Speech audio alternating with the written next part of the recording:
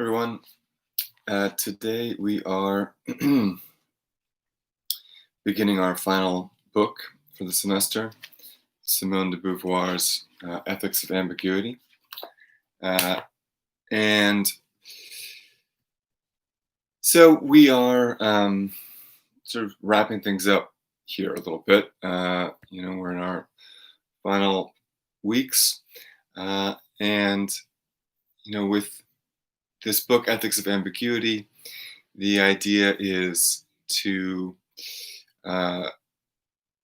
sort of get a sense, I guess, of 20th century ethics in a theoretical sense. And I think that in this book we get some interesting reflection on systems of ethics that we've seen so far. We see de Beauvoir discussing Kant, discussing various aspects of utilitarianism, and I think that we also see de Beauvoir's work as, in some senses, a adaptation and continuation of kind of Aristotelian understanding of virtue ethics.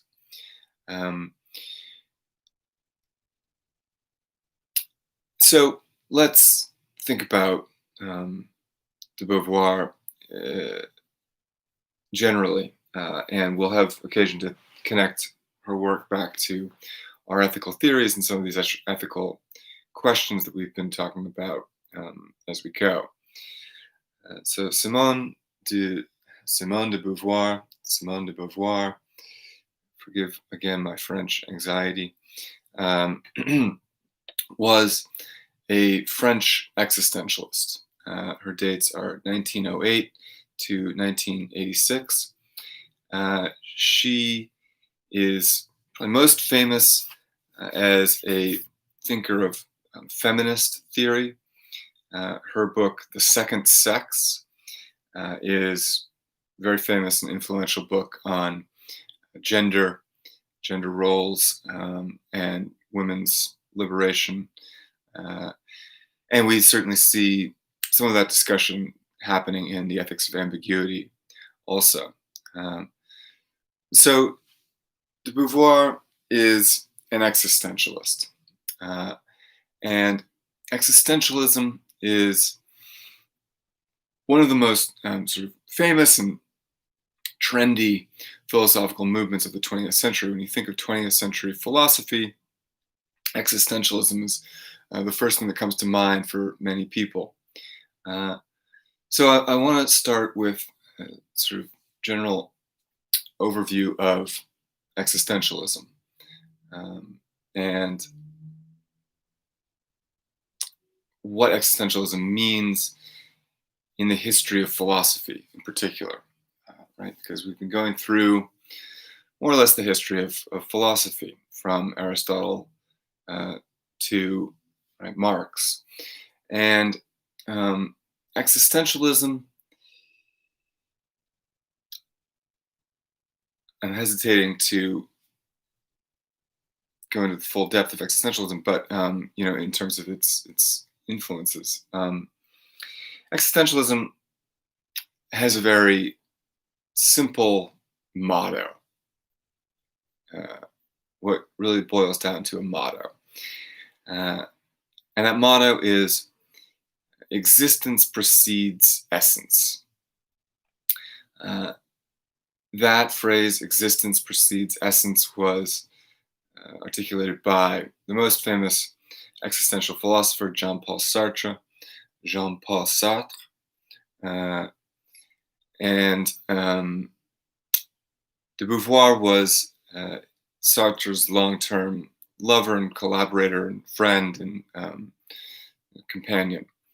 So Sartre and de Beauvoir are thinking in tandem, writing in tandem, and we see de Beauvoir citing Sartre in many places in the Ethics of Ambiguity. Now, okay, so Sartre, man, just some kind of American anxiety about French accents, I swear. So, Jean-Paul Sartre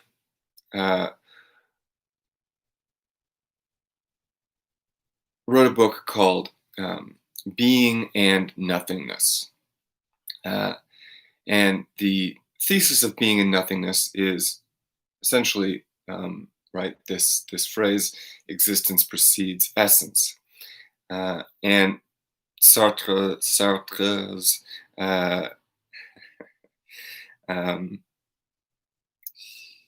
Sartre's work is a continuation of phenomenology and ontology. Phenomenology and ontology are two sort of disciplines that come out of German philosophy in the first half of the 20th century, and Sartre, I'm just going to say Sartre, and being American about it. And Sartre is developing these philosophical approaches, phenomenology and ontology. I think it needs to be said that Sartre and de Beauvoir both are, not sort of the most rigorous theoretical philosophers, and a lot of this discussion comes from sort of sketchy readings of, in particular, a German philosopher named Martin Heidegger. But there's, given, I think, the popularity of existentialism, a lot of value in wading into these existentialist thinkers, existentialist writings, and sort of parsing it out. All right. So, Sartre writes, existence precedes essence. What does this mean? For basically the entirety of the history of philosophy, the opposite has been assumed to be true. It has been assumed that essence precedes existence. And the most sort of foundational expression of that idea is the Platonic Forms, right? The realm of forms described by Plato. And that kind of idealism. The thought that a thing is the kind of thing it is because it is determined by its essence. So we can think, of Platonic forms. First off, right? Plato says ideas are more real than appearances, that the physical thing, the existing thing, is what it is and develops the way that it develops because of its ideal essence, its form. The form of the thing, its essence, determines the existence of the thing. And so essence precedes existence means there is a form, an ideal form, an essence that gives every existent entity its meaning, its teleology, its being, right? And we see this also in Aristotle. Right? So I said that existentialism is going to be, in some ways, a adaptation of Aristotelian virtue ethics. Now that's a claim that I would love to defend, but I'm not going to go into the details of that right now.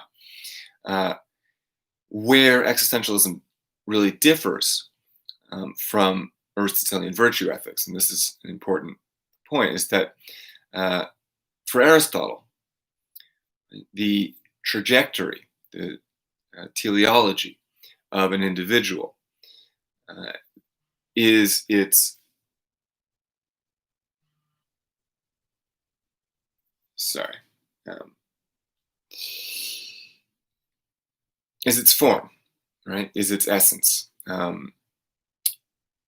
What it means for me to flourish, what it means for me to reach eudaimonia, right? To become happy, to fulfill myself, all that stuff that is about, you know, self-development, becoming virtuous, right? Cultivating good habits.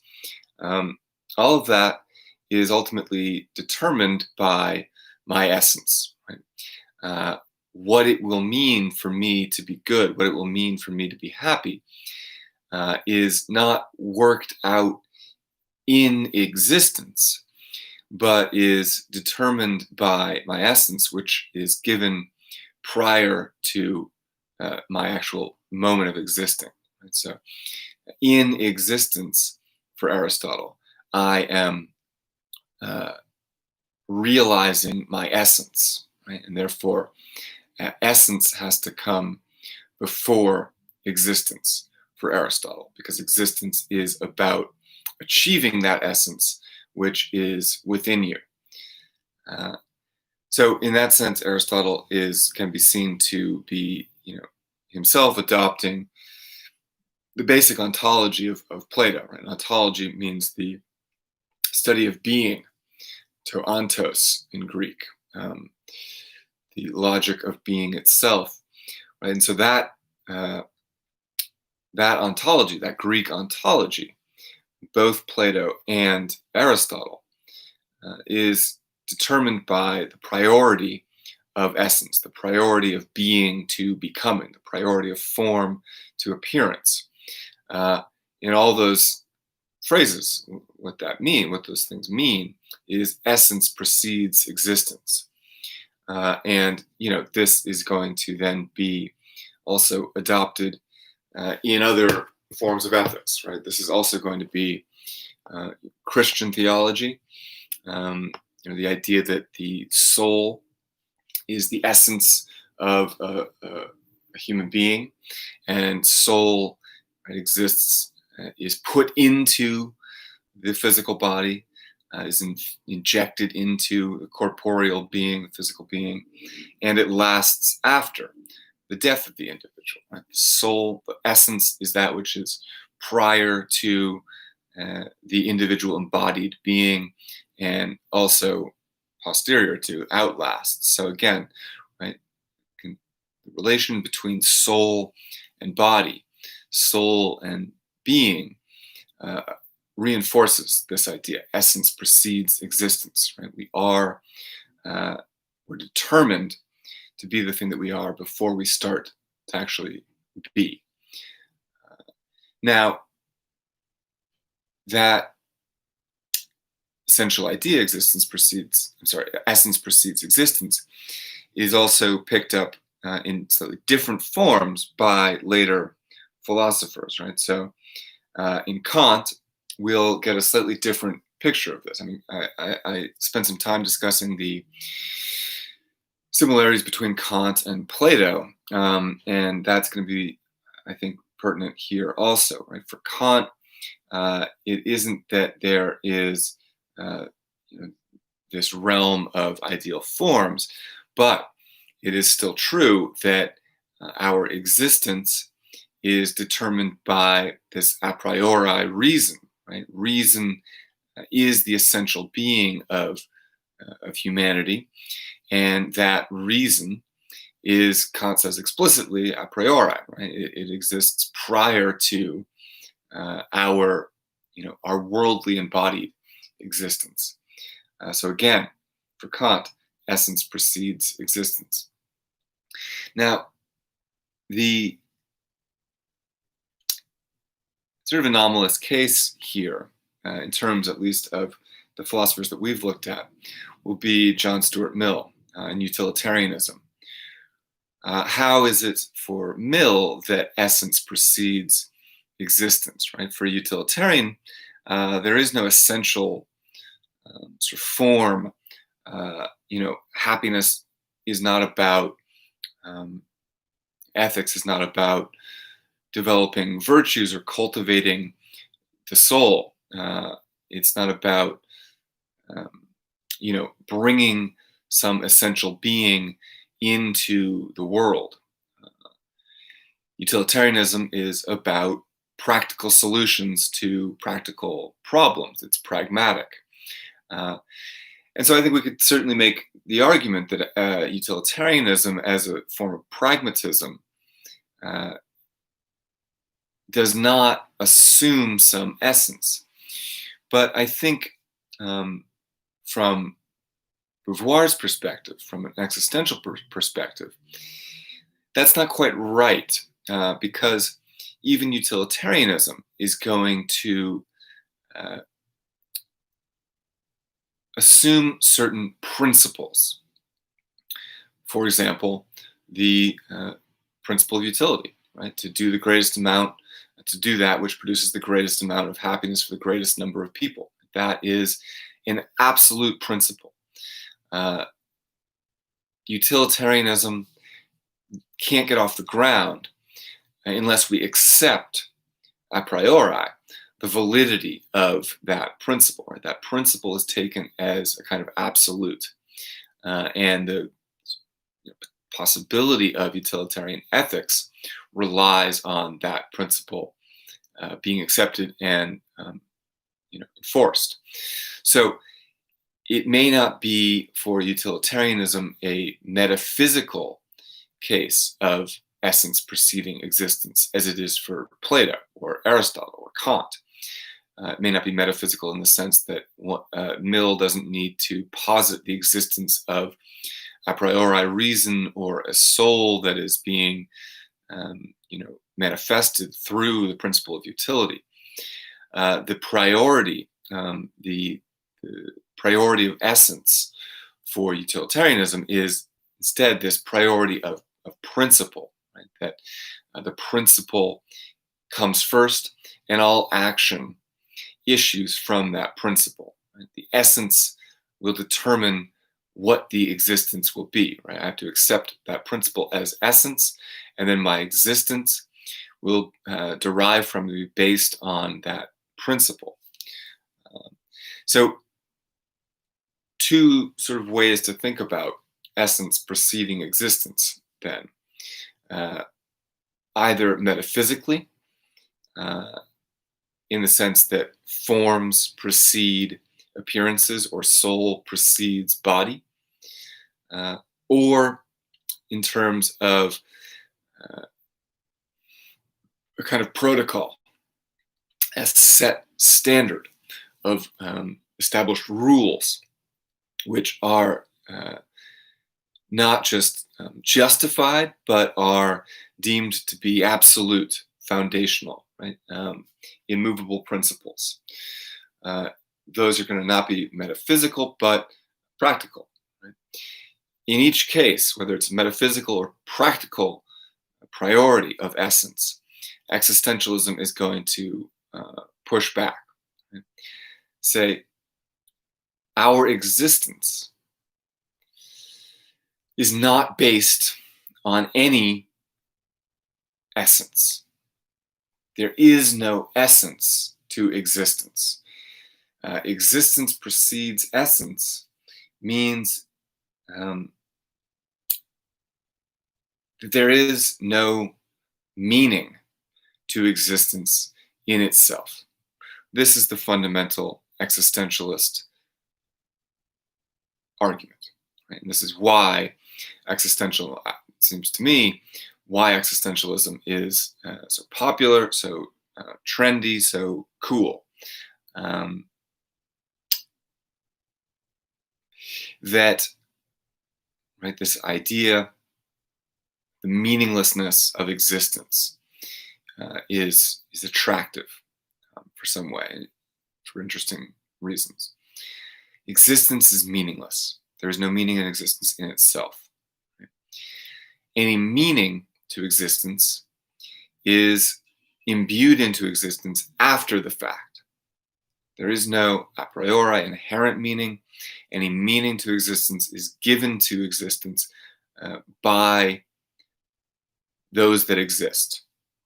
So existence precedes essence. We exist, and then we determine, we justify an essence for our existence. Now, to say that existence is meaningless is to deny, for de Beauvoir, as for Sartre, is to deny any kind of supreme power. If existence is meaningless, it must be because there is no ultimate authority that gives it meaning. There is no God that lays out, the ethical commandments for existence. There's no God who has, given souls to people. Nor is there a kind of natural order of authority or power. There are no natural, the good is neither God-given nor natural. The good is determined by people. Authority is granted by people, taken by people. Where does meaning come from? Meaning comes from satisfying some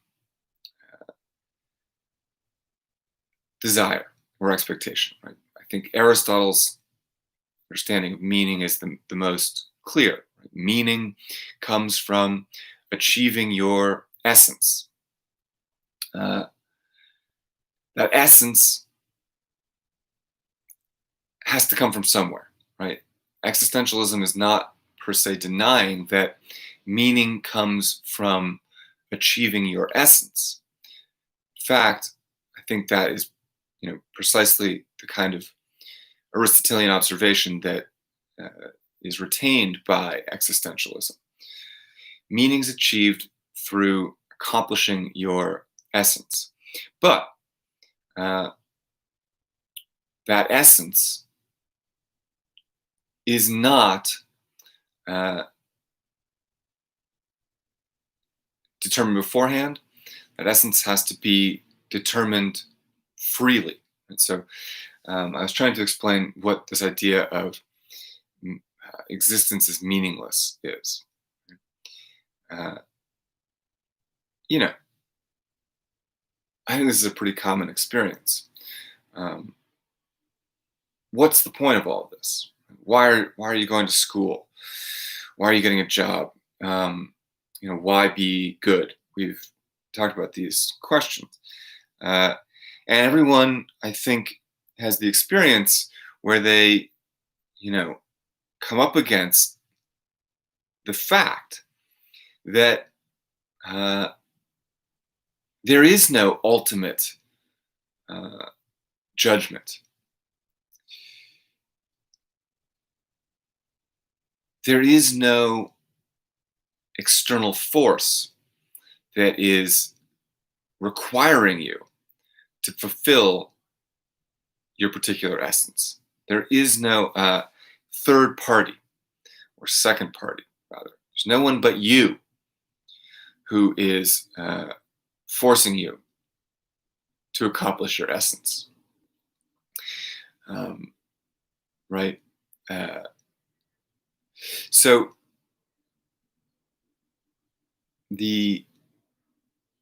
that experience of, well, what will really happen if I don't go to school, if I don't do what I'm supposed to do, if I don't live up to my potential? And what really happens if I don't live up to my potential?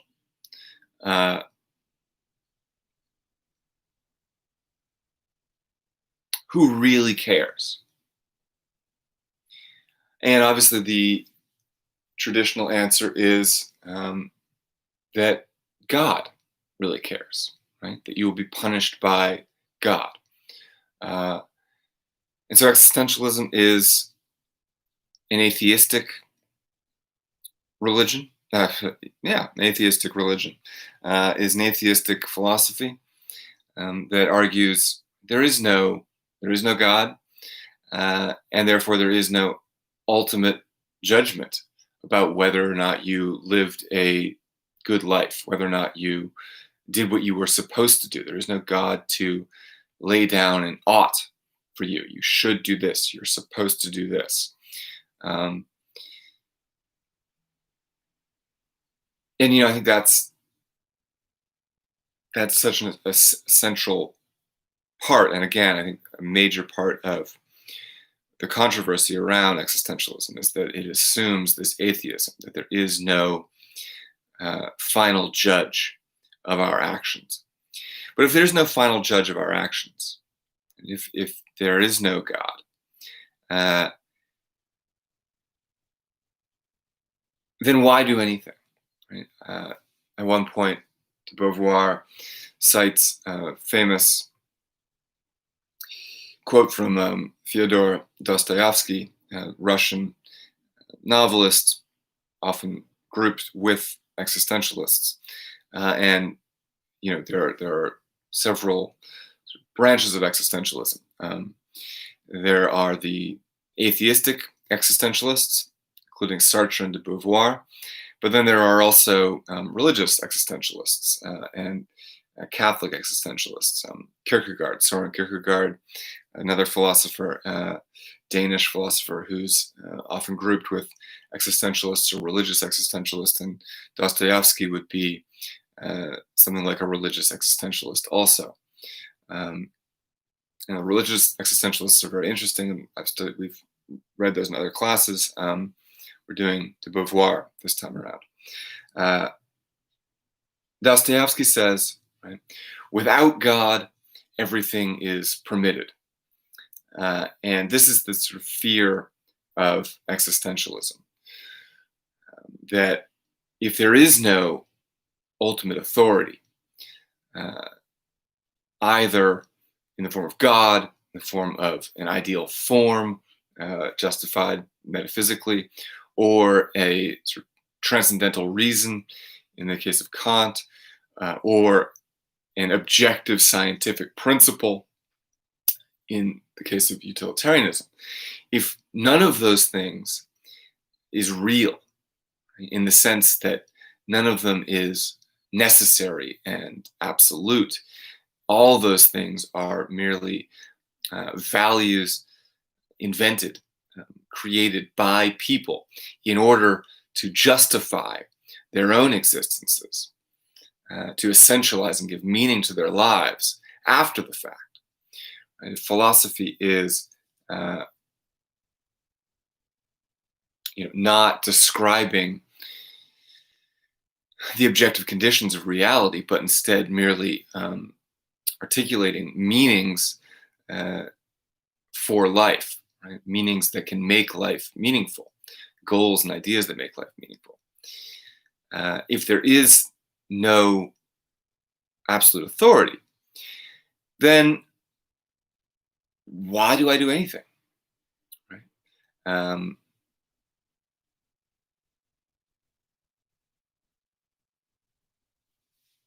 Not just why do I do anything, not just the problem that de Beauvoir spends time on in chapter 2, the problem of nihilism. Not just there's no point to anything, and therefore I won't do anything. Who cares if I live or die, even? But also, right, not just why do anything, but why not do anything? Why not be evil? Right? Why not be entirely self-interested? Why not be a murderous, thieving monster? Right? Why not pursue my own pleasure and self-interest to the end? Right? Why have any respect for anyone else or any principles or laws? So specter of existentialism raises these fears of kind of lawlessness, philosophically justified immorality. That is the fear always with atheism. So, if existence precedes essence, and there is no absolute authority, then what I have is absolute freedom. Sartre and de Beauvoir will say, human being is freedom. And de Beauvoir, I think, interestingly, discusses this freedom as a kind of transcendence. What is the human being? The human being is not an essentialized entity with a set form. The human being is an absolute freedom. To use an expression of Sartre's that de Beauvoir picks up in several places, the human being is kind of surging. Right? What are we? What is our life? If we are not predetermined, if we have no essence, then we are the free development and expenditure of energy. We are energy expending itself. We are surging energies. Those surging energies that is human being and is inherently free can become anything, can go anywhere and do just about anything. And so we are this absolute freedom, and freedom as surging, as this surging energy, is kind of transcendence, which means that we have to transcend ourselves. We have to transcend, as de Beauvoir says, our facticity. We have to transcend our mere existence. Existence precedes essence means that we are thrown into a world of facts. And this is de Beauvoir picking up from Martin Heidegger, that German philosopher I mentioned earlier. Because we are merely existing things, and existence is first, what we originally are is what our world is originally, is this factical world, a world of facticity. Right? We are born into the world as essentially material beings, right? As bodies. And it's possible to essentially stay nothing but a body. However,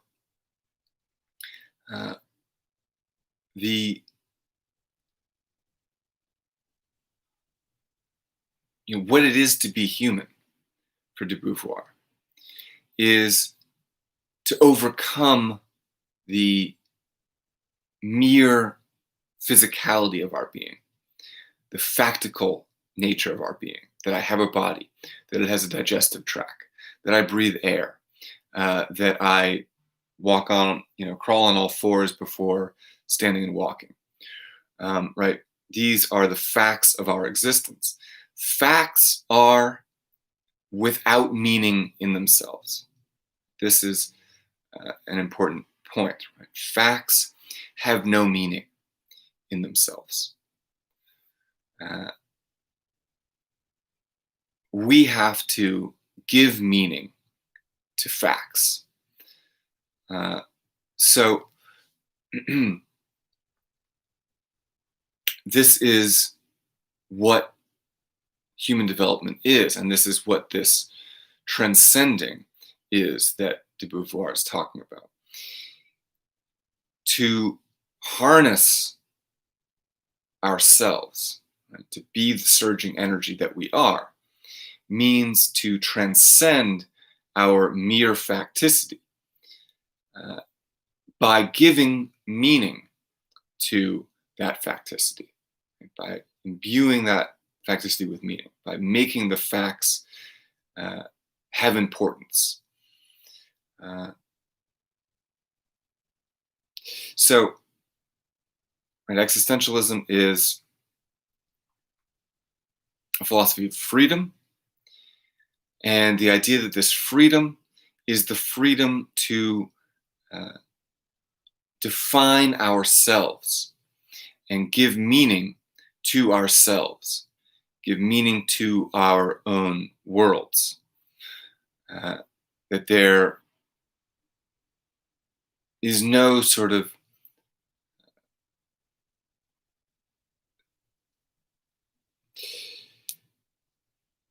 there is no goal for humanity, either at the individual or at the social level. There is no inherent end or purpose to life. We give ourselves our own purposes.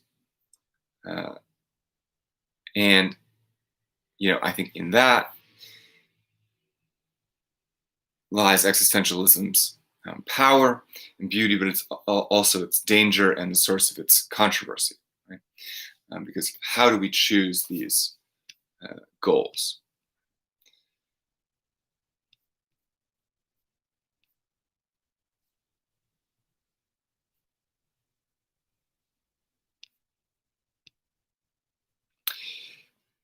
So I think just to continue general introduction before we get into the text a little bit more, I'd like to say a little bit about the nature of this freedom. Because there's a good, relatively easier text by Sartre that if you're interested in existentialism, I recommend, which is called Existentialism is a Humanism, where Sartre goes through sort of all of the objections and critiques of existentialism and attempts to give a response. And we see de Beauvoir doing something similar here also, but one of the critiques of existentialism is that it is a solipsistic philosophy, that it embraces the self. And I think one of the things that de Beauvoir is doing, especially in the second chapter, that's very interesting, is talking about the conditions of freedom. And for de Beauvoir, and this is true for Sartre also, my freedom is only a true freedom, a complete freedom, if it involves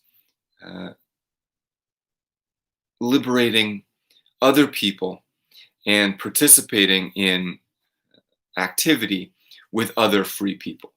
My freedom is fullest, and therefore my ability to fully sort of be what I am, and that's getting dangerously close to talking about a kind of inherent essence in human being. But in order to, I think, a better way to put it would be to fully acknowledge the reality of my situation, I don't need just my own freedom as an individual, but also the freedom of others. And that is going to be based on what it means to find meaning. I give my own life its meaning. I determine what is meaningful for me. I determine my own values.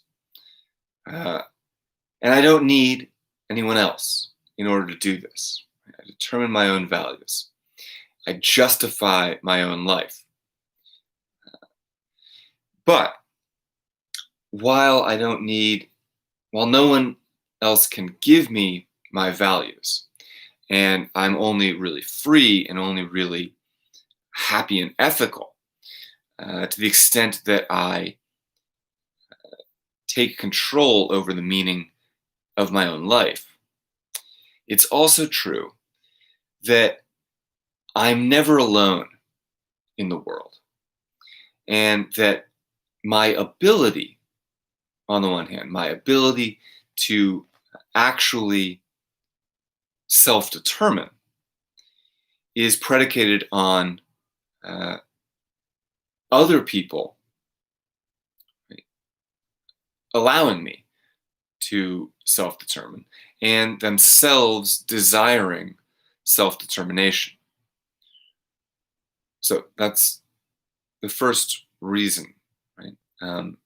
There is political oppression. There is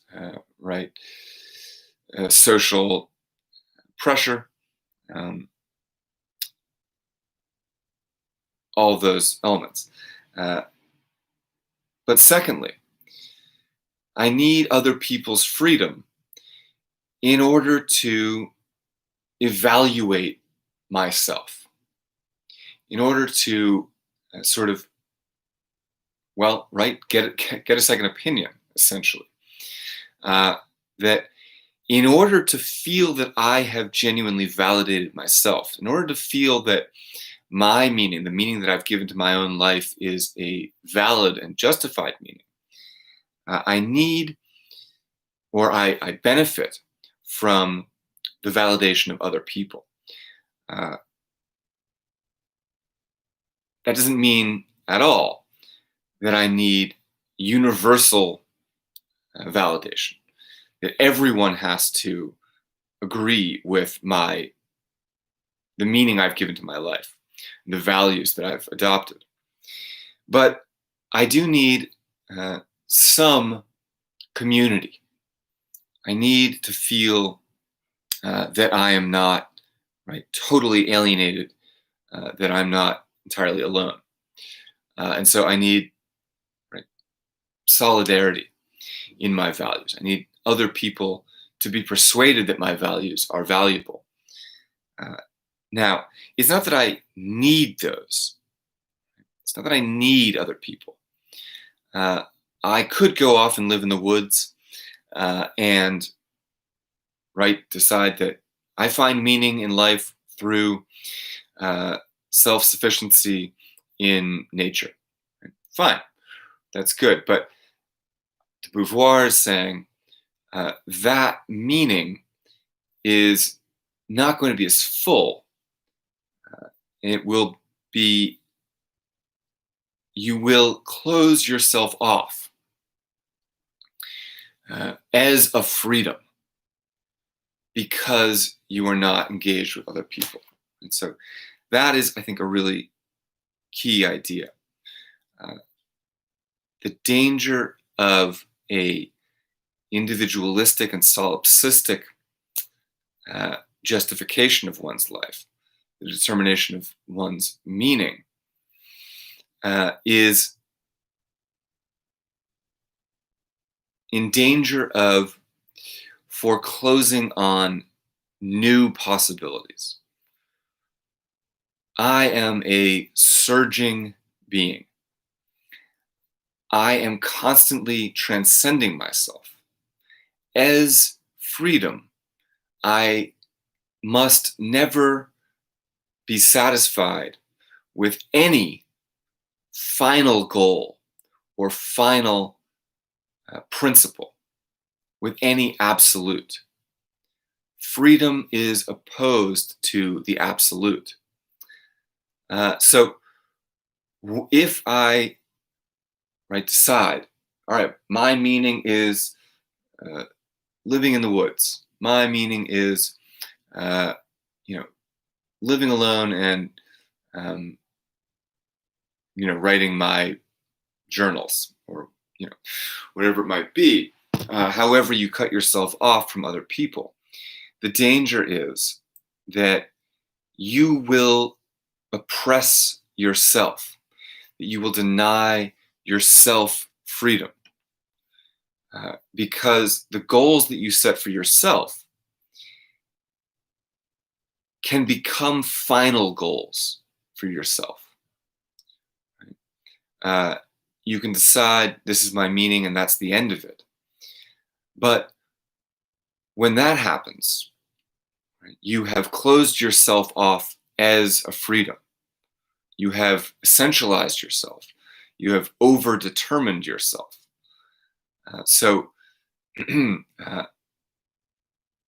one of the ways to continue reactivating your freedom, to never sort of paint yourself into a corner by overdetermining your goal and the purpose of your life, you have to constantly be reactivating your freedom through the freedom of other people. Right? What are other people saying? How are other people justifying their lives? What are the goals of other people? Because I am a freedom, I have to not just transcend the facts of my existence, but then I also have to continually transcend the meanings that I give to myself. And that's the tricky part, right? To not become closed in, hemmed in by your own goals. And this is what the Beauvoir is talking about in the second chapter. She's talking about the serious man, the person who is sort of confined by their own seriousness, whose seriousness is a kind of obstacle to their own happiness, to their own self-fulfillment as a surging energy.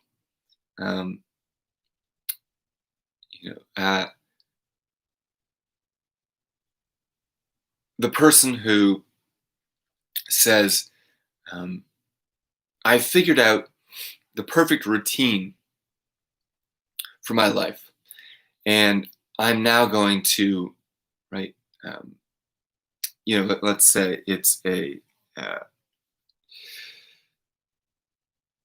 so I was recently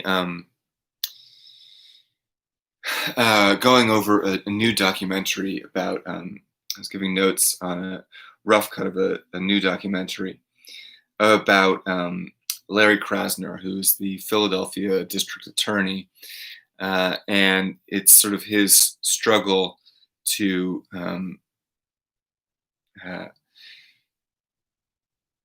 reform the criminal justice system, right? And you have this fascinating moment where somebody goes in to a massive bureaucracy, an institution that is very set in its ways, and tries to transform it.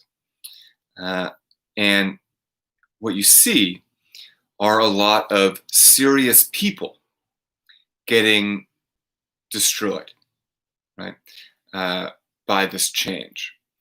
And I think that is the kind of danger, right? You've spent your life, right? You're a serious person. You wake up, you have your healthy breakfast, you do your heart exercise, you put on your serious clothing, your suit and tie, your pantsuit.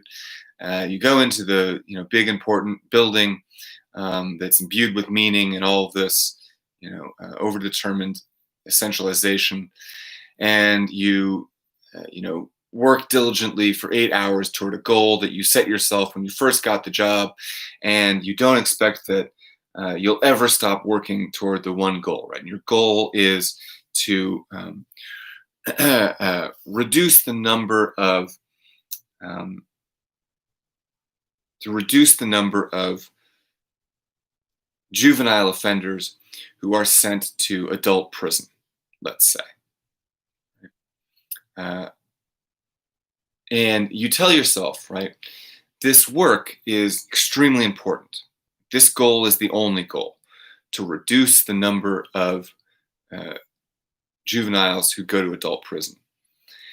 And then someone new comes in, right? This change agent, this expression of freedom, right? The freedom to do things differently, the freedom to be untethered from a set goal, the freedom to doubt the seriousness of your project.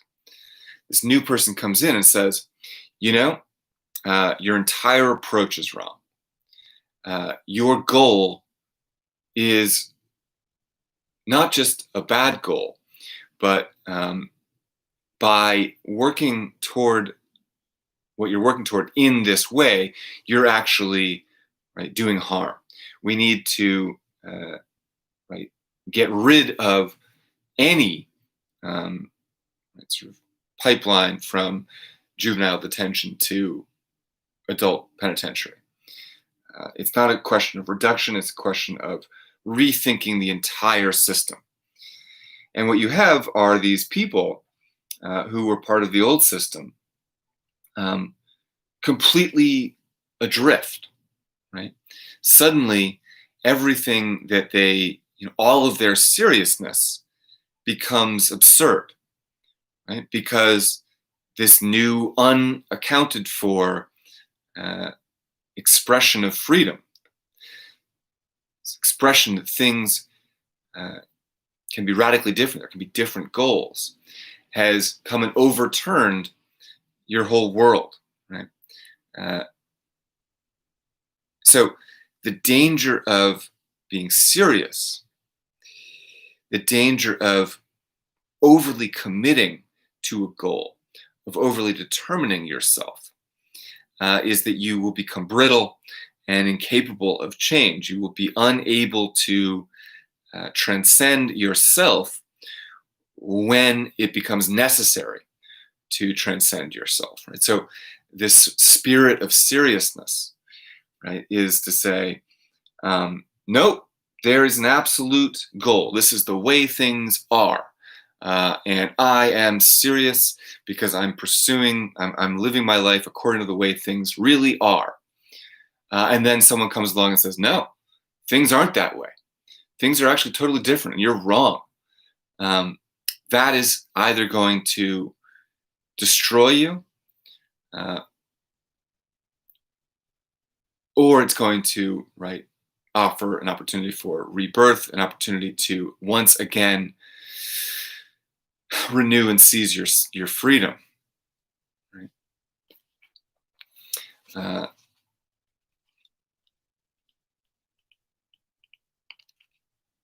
All right. So that is my general overview of existentialism. And I want to go through just a little bit of the text. We're going to get out a little early. It's going to cut this a little short because I'm going to include a video for you guys to watch in addition to this lecture going over existentialism. But I want to touch on, I think I touched on some of the important points I wanted to talk about chapter 2, where I think some of these bigger ideas are given a little more room to breathe. But I want to, in particular, focus on the first section of the first chapter, where de Beauvoir is getting into a little bit more sort of an ontological, metaphysical interpretation of the foundation of existentialism. Why is it that existence precedes essence, that no essence is a final essence, that every meaning is self-given and every meaning is temporary?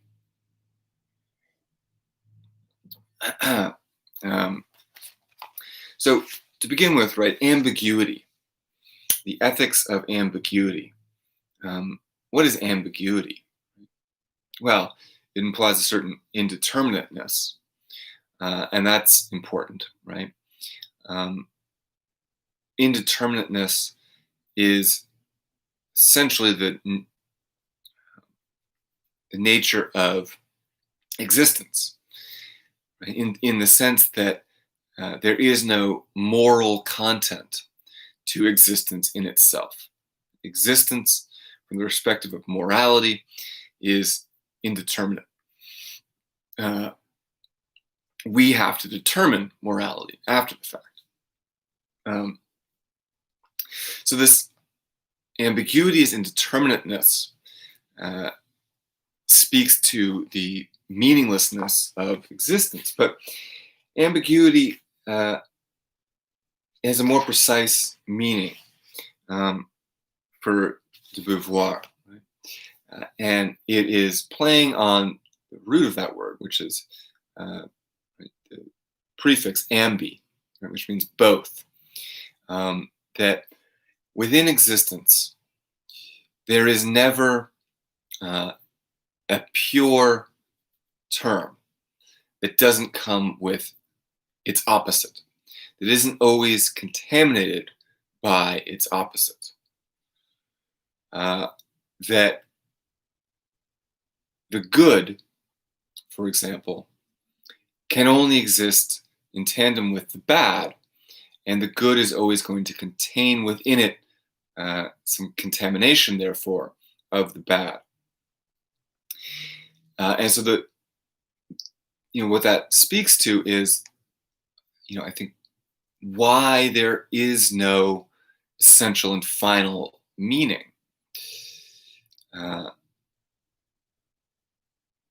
That there is no purity. Right?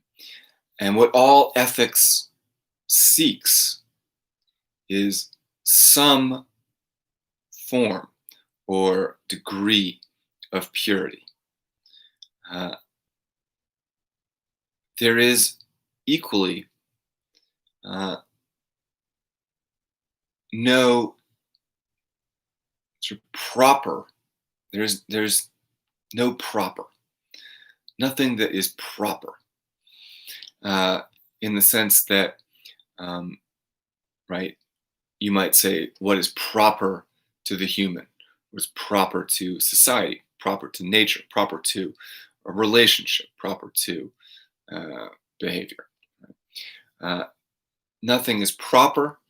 Nothing is absolute or true. Everything is only justified. And that assertion that nothing is absolute, nothing is pure, nothing is proper, is based on kind of ontological observation that of this ambiguity, of this ambivalence, this both ways, that you can't have the good without the bad. I mean, that's the simplest. It's an oversimplification, but it's the simplest way to say it. I mean, it's more or less what she says right at the outset. Right? The continuous work of our life, the continuous work of our life is to build death. So, right, life is grounded in death. Death is grounded in life. We can't have pure life. Life is always conditioned by, shadowed by death.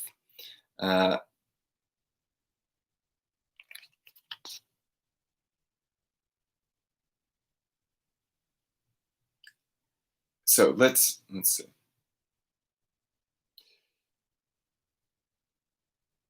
As long as there have been men and they have lived, they have all felt this tragic ambiguity of their condition.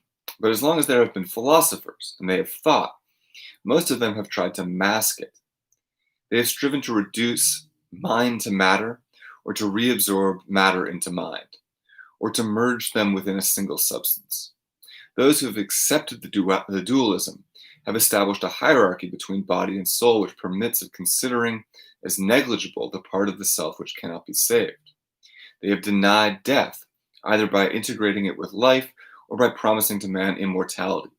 Or again, they have denied life, considering it as a veil of illusion beneath which is hidden the truth of nirvana. And so, uh, philosophers, ethicists attempt to erase, to mask, to cover over the ambiguity of our values, of our terms, of our meanings. Right? They've tried to insist on the purity and absoluteness of one term in this ambiguous duality, right? Good and bad, life and death, mind and matter, body and soul. Right? So they've denied death. Right? You'd say, well, yes, there's life and death, but actually there's only life. Right? Death is a kind of illusion. Right? Life is the pure essential moment, and death is not, substantial, significant.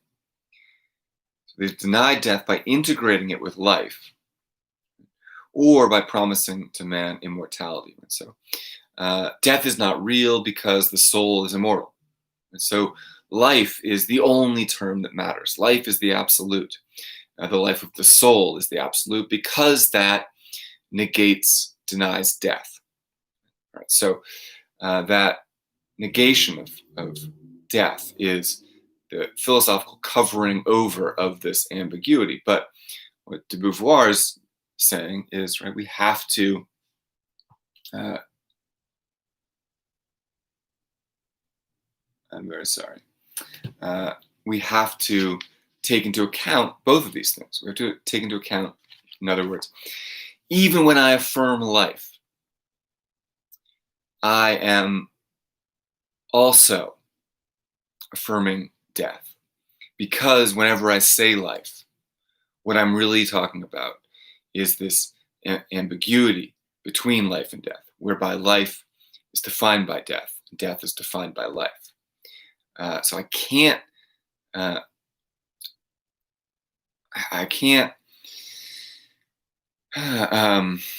assert that only one term is important. Right? And I think it's also important philosophers have done both. Right? They've denied death and they've denied life. It doesn't matter which term. The important thing is that you deny the ambiguity. But it's precisely the ambiguity that de Beauvoir wants to draw an ethics from.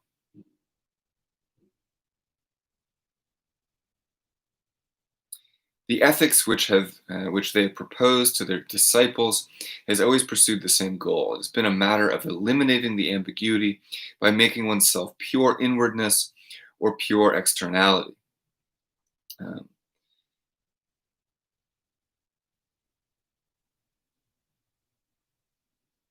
And this is the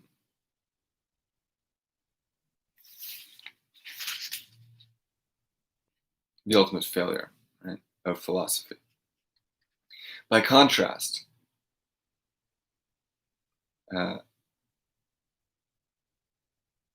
existentialism sees it differently. Right?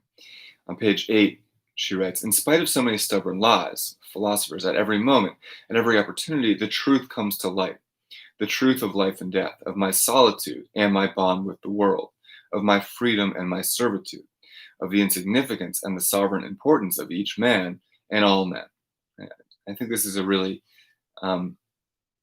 important one. Well, all these are important, right? That in addition to those couples that I just mentioned, right, also freedom and servitude. You can't be free without serving. And serving implies a degree of freedom. Right? But I think this next one is important, right? The insignificance and the sovereign importance of each man.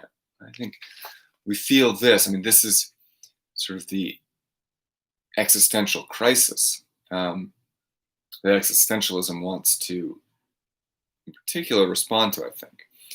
That I feel myself at once to be very important, sovereign individual, right? All people are very important sovereign individuals. I don't want to hurt any individual. The individual's experience, the individual's feelings. What else could matter in the world? Why do anything if not to make your life and other people's lives better? And yet at the same time, even while we are saying that, we are aware of the insignificance of the individual. We're all going to die, and there will be no consequence to our life in the long term. Right? From a cosmic perspective, our lives are absolutely meaningless. But right, at a local level, within our family and friend groups, within our communities, we're very important, and we are very meaningful and significant. So which one is it? And what do we make of this ambiguity? Do I say, all right, no, the absolute truth is I'm insignificant. Individuals are insignificant. Right? Scientific principles say the individual is insignificant. That's the absolute truth. Or do we say, scientific principles, cosmic perspectives have nothing to do with human experience and human meaning. The only thing that matters is, my relationship to other people around me. And in that regard, I'm absolutely meaningful, and human life is absolutely significant. Both are true. And which of those arguments you're persuaded by, has to do with the way that you give meaning to your existence. Has to do with your values. What values you have used in order to justify your existence. What values you've given for yourself. So she goes on. Let us try to assume our fundamental ambiguity. It is in the knowledge of the genuine conditions of our life that we must draw our strength to live and our reason for acting. We need an ethics that confronts and embraces the reality of this ambiguity. The fact that there is no absolute term or idea that can organize our lives. She goes on, still on page 8, from the very beginning, existentialism defined itself as a philosophy of ambiguity. Right. Sartre, in Being and Nothingness, fundamentally defined man, that being whose being is not to be, that subjectivity which realizes itself only as a presence in the world, that engaged freedom, that surging of the for oneself, which is immediately given for others. Okay, so that is, I think, the most key definition here. Right? That man is subjectivity which realizes itself only as a presence in the world, and engaged freedom, that surging of the for oneself, which is immediately given for others. So an engaged freedom, right? Freedom, but not just any freedom, an engaged freedom, a freedom that is at work, acting in the world, and engaged with other people in particular. That surging of the for oneself, which is immediately given for others. Right? So again, the surging is for oneself, but it is given to others for reflection, for discussion, for future projects and freedoms. Now, this is one definition, but the other phrase that Beauvoir uses in this first chapter and then throughout the second chapter, and is going to be sort of key idea throughout, is the idea of willing oneself to freedom. And I want to highlight this phrase, but I think in the discussion earlier about what is meant by surging, she's already sort of explained, or hopefully I've already given some interpretation of what she means by this will to freedom. Right? We are born free. Right? So why do we need a will to freedom? Why do we have this need to become free if we are free? Well, that is the right will. The will to freedom is the will to overcome the world into which we're thrown, a world that we do not ourselves participate in creating and building. So it's not just freedom is not just the freedom to transcend our facticity as bodies, to ascribe meaning to our lives. Right? The transcendence of facticity that is freedom, that is the will to freedom, also means transcending the facticity of the world, right? That structures of the world that we're thrown into when we're born. The will to freedom means not accepting the essentialization that is given to us. The will to freedom means realizing one's freedom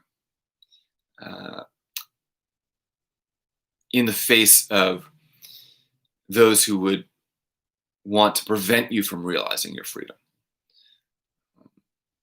Right? We grow up in a world where we're told what our goals should be. Where we're told what we have to do in order to succeed. Where we're told what it means to be human, what it means to be a good human. As long as we accept those goals, never question those goals, then we remain unfree. We remain not truly what we are. This is the sub-man that Beauvoir talks about in chapter 2. The person that never wills their way to freedom, that never challenges the goals that are presented to them, the life that is laid out in advance for them. Well, you go to school, you go to college, you get a job, you have kids, you die. That's life, baby. To will yourself to freedom is to recognize the arbitrariness and contingency of those goals. Those goals are not necessary or absolute or natural. And to recognize your power to determine your own meaning, to determine your own values and goals. That is willing your way to freedom. And so what does this mean? And this is the other key idea here that de Beauvoir is talking about, which is the idea that human being is, the human is a lack of being.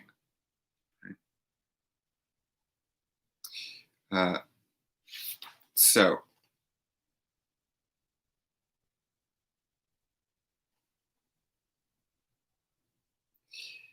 on page 12, man makes himself a lack,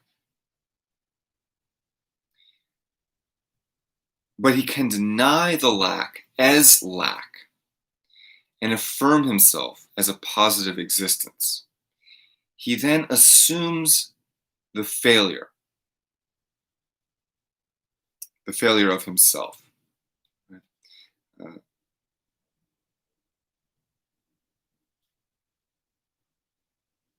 So let's go back. Still, this is on page 10. Man, Sartre tells us, is a being who makes himself a lack of being in order that there might be being. A being who makes himself a lack of being in order that there might be being.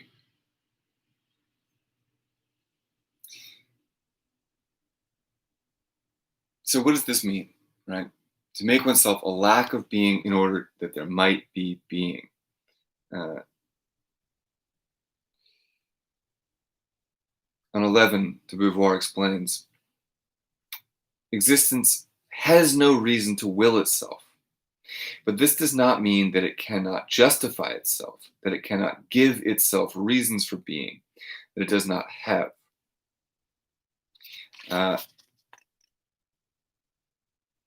So to make oneself a lack in order to be being, in order to make oneself a lack of being in order to be being, means to deny the absolute being of one's being, to deny the soul, to deny human nature, to deny that my being is fully determined. I deny that my being is fully determined, and thus make myself a lack of being, right? Make my being undetermined, indeterminate, ambiguous, carve out an absence within my being.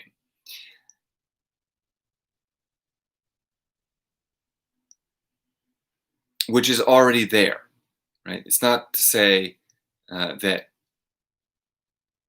I really am a full being and I have to deny the reality of that being, but rather I am in reality an incomplete being, a kind of lack, a failure to be an absolute principle or absolute authority. I have been told that I am not a lack, that I am a full being, an absolute being. I have to deny what I'm told and recognize my true, real ambiguity and lack. And by recognizing that lack, I can then fill in that lack. I can strive to complete my being. However, I should never believe that I can become complete. To become a complete being, one that included no lack or absence or failure, would be to become God. Right? We cannot become gods. We cannot become full beings. We will always be incomplete. We will always be flawed, and our project of self-fulfillment will always be a failure because I am not an essence that can be fulfilled and accomplished. Right? My goal is not predetermined, but I set it for myself. And once I achieve that, then I go back to being a lack. And I go back to my absence. I have to set a new goal for myself.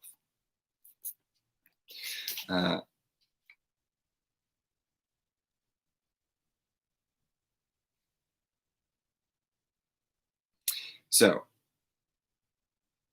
when a man projects into an ideal heaven that impossible synthesis of the for itself and the in itself that is called God, it is because he wishes the regard of this existing being to change his existence into being. But if he agrees not to be in order to exist genuinely, he will abandon the dream of an inhuman objectivity. He will understand that it is not a matter of being right in the eyes of God, but of being right in one's own eyes. Renouncing the thought of seeking the guarantee for his existence outside of himself, he will also refuse to believe in unconditioned values, which would set themselves up athwart his feelings like things.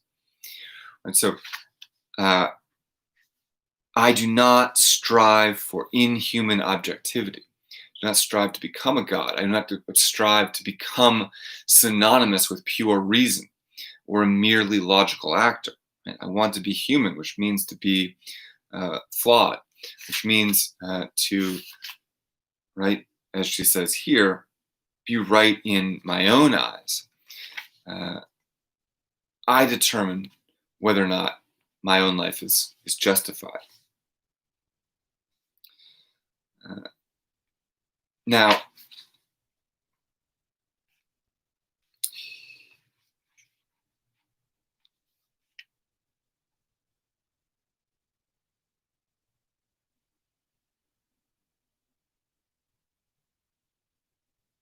this again, right, raises this danger that of solipsism and of well, the only thing that matters is my own evaluation of myself. Am I, do I have a clean conscience? Do I think I'm good? And that certainly raises the possibility of a kind of radical selfishness. But again, um, that justification always has to happen through and with other people and against other people. It's not as though when if you're an existentialist, you suddenly stop having to take into account other people's opinions or your relation to other people. No, in fact, right, for Beauvoir, this freedom to self-determine is in fact, rather than a license to be irresponsible, imposes great responsibility. Because if I'm free to choose my values, if I'm free to decide which goals I want to pursue, then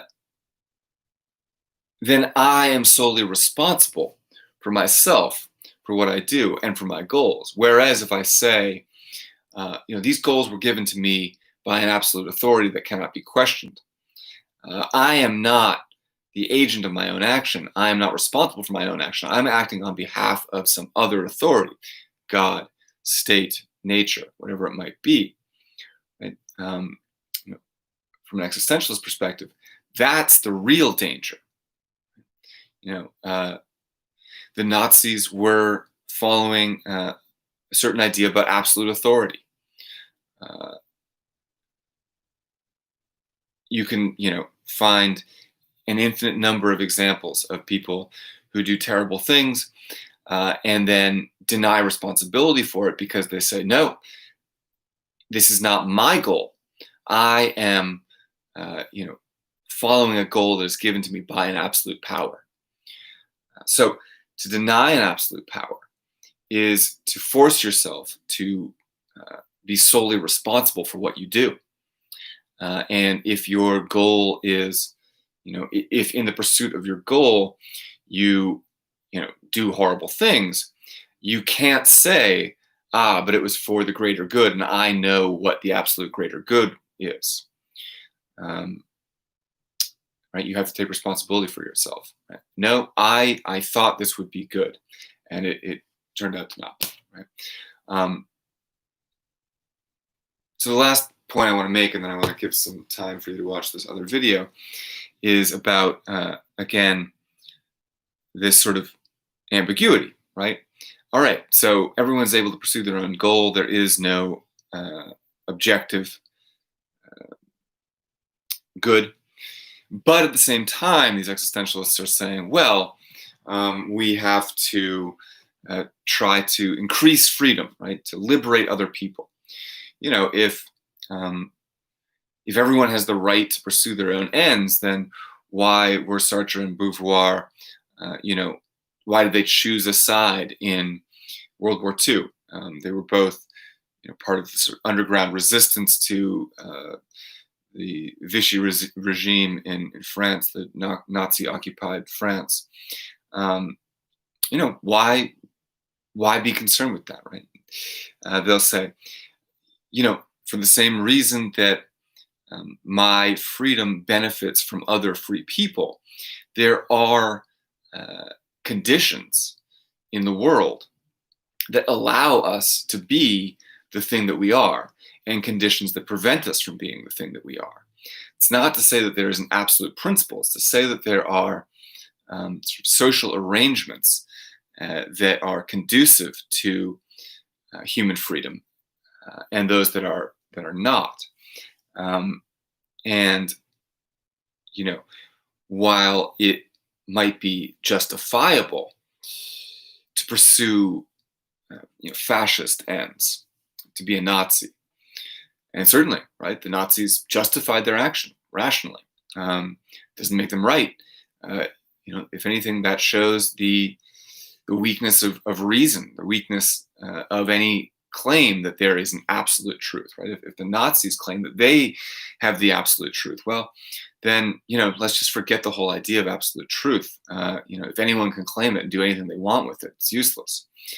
So it's,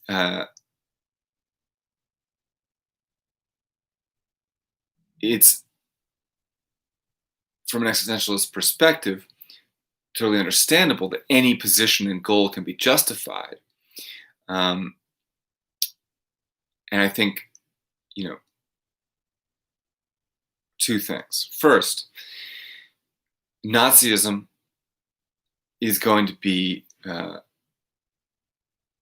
ideology that inhibits people, that is an essentializing philosophy, essentializing, absolutely. Nazism is really all about essentializing. And so as an essentializing approach, it's going to be metaphysically repugnant to existentialism. So I think there's a metaphysical opposition. What is the world? Is it essential or is it free?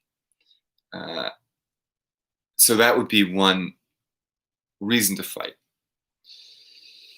But then also, Sartre will say, de Beauvoir will say, what does it mean to determine yourself? To determine yourself means to take a side, to take a stand, to declare friends and enemies, to assert yourself as a force. And so there's nothing contradictory about determining yourself against someone and still believing that everyone has the right to self-determine. Right? And at that point, it merely becomes a question of persuasion. Which side are you on? And so I'll say, final note here, that this also connects to the Fanon that we were reading. And Sartre wrote the introduction to the original edition of The Wretched of the Earth. And this question of self-determination obviously relates to, and freedom obviously relates to colonialism, right? And the right for colonized peoples to self-determine. Nazism and the colonizing forces are not dissimilar there. So, in thinking about casting off the essentializations of traditional philosophy, traditional ethics, I think it's useful to remember that de Beauvoir is also writing in this colonial period and thinking about, liberation as not just, my individual liberation from oppressive cultural values or liberation from the expectations of my parents, but, political liberation of oppressed peoples, and making an argument for that, right? That to argue that Europe has a right to colonize, or that the colonized essentially needs to be colonized. These are essentializing arguments that deny the essential freedom, the basic freedom, the reality of freedom in human being. So it's a more, stakes are higher in that regard. All right, that's all for today. See you in a couple hours.